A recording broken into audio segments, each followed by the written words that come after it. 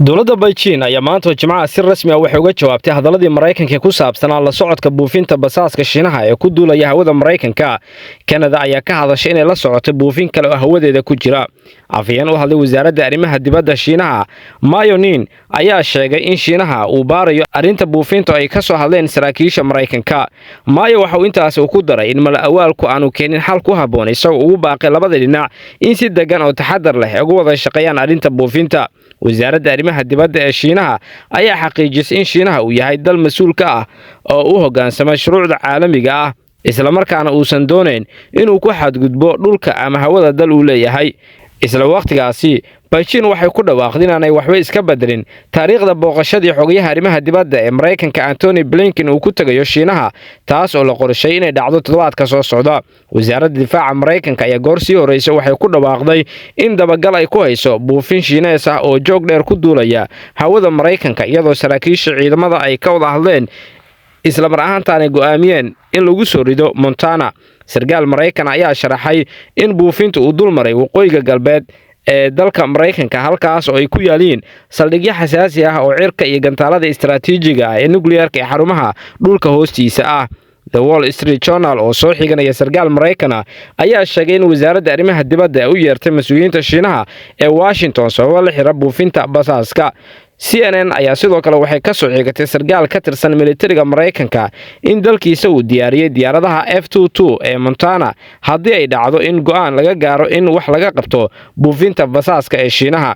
dhankiisa sargaal sare oo ka tirsan gaashaadhigga Mareykanka ayaa saxaafadda u sheegay in codsi ka yimid madaxweynaha Mareykanka Joe Biden, xogayaha gaashaadhigga Lloyd Austin iyo saraakiisha sare ee ciidamada ay ka wada hadleen sidii loo soo ridi lahaa buufinta, balse ugu dambeyntii ay go'aansadeen in ay halis gelin karto dad badan oo goobta ku sugan.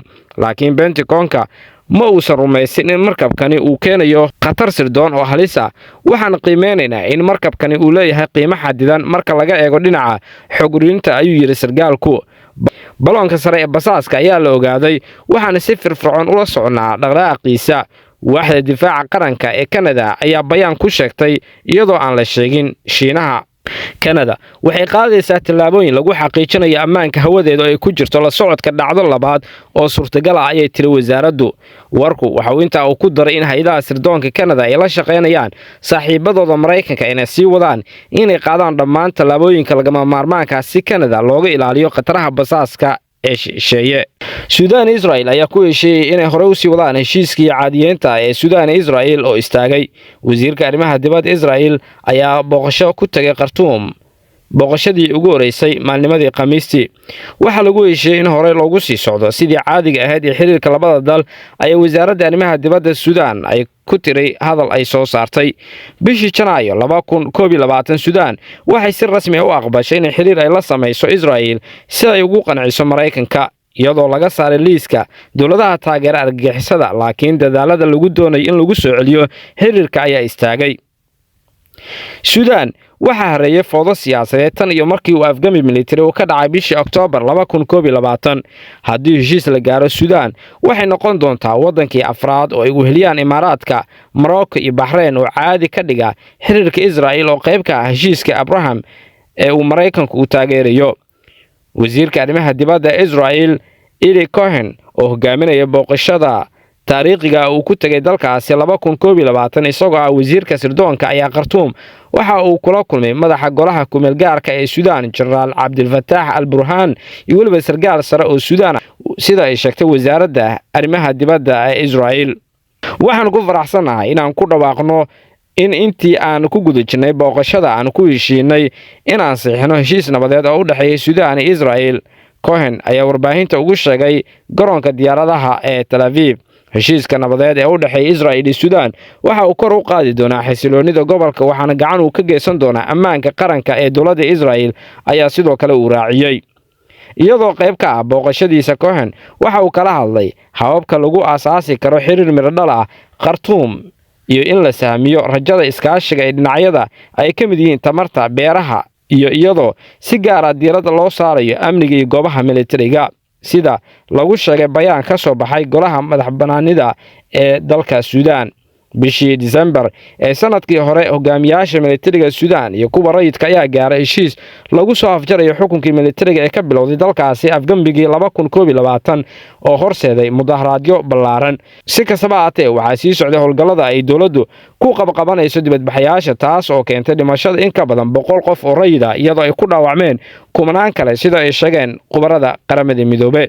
Sanadka 2020 Imaaraadka Carabta, Bahrain iyo Morocco ayaa dhammaan caadi ka dhigay xiriirka ay la lahaayeen Israel, taas oo qayb ka ah heshiiska Abraham ee Mareykanku garwadeen ka ahaa, kaas oo ay Falastiiniintu iyo in badan oo wadamada Islaamku ay si adag u dhaleeceeyeen.